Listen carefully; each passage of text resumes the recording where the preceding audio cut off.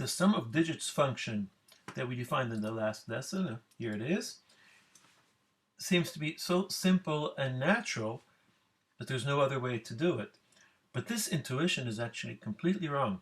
There is a very different way to write some digits, which is actually a lot better. So in order to introduce this, let's first start with a simpler function, the factorial function, and then we'll get back to some digits.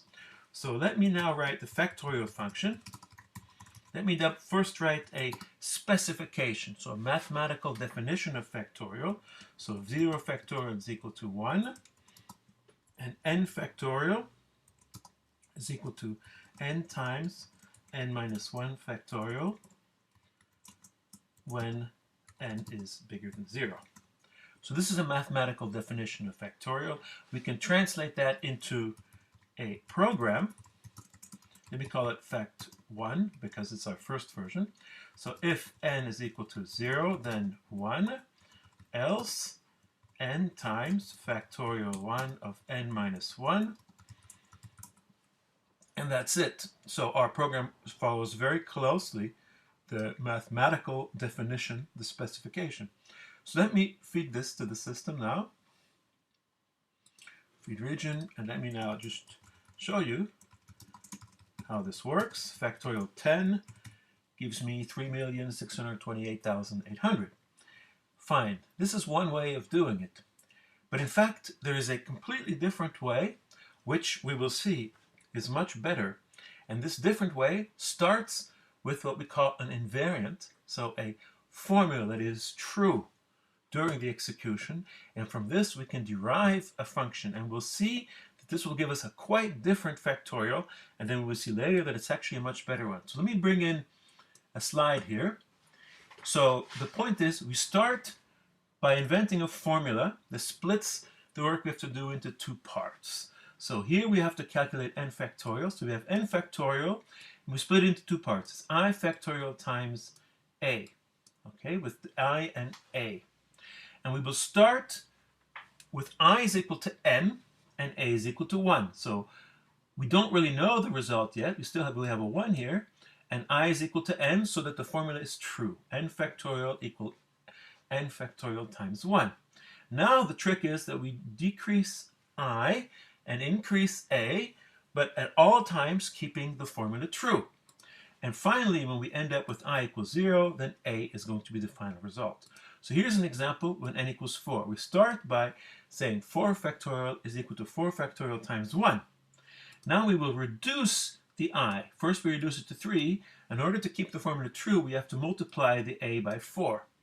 Then we reduce it to 2. In order to keep the formula true, we have to multiply the 4 by 3, and so on. Eventually we end up with 0 here, and 24. And 0 factorial, we know what it is. It's equal to 1. So we have finally the result, which is 24. Okay? So this is another approach, and this actually gives us a different program. Let me put it here. Let me call this principle of communicating vases.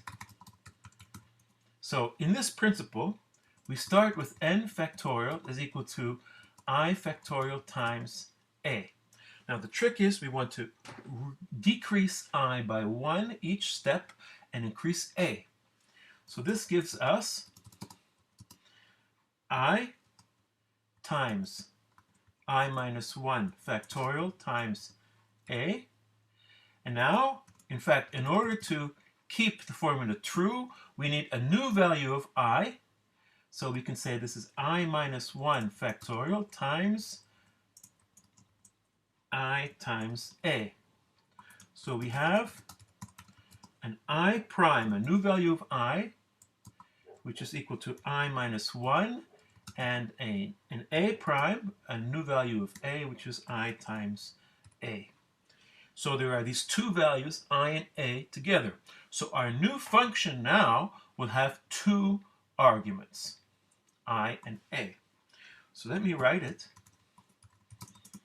Fact2, I and a. Now we also have an if statement. Remember, we decrease I. So when I gets equal to 0, the result is a. Otherwise, we have our I prime and our a prime here, the new value of I, the new value of a. So the I prime is I minus 1, and the a prime is I times a. And there we get our recursive call. So this is a new definition. I feed it to the system. Let me check it.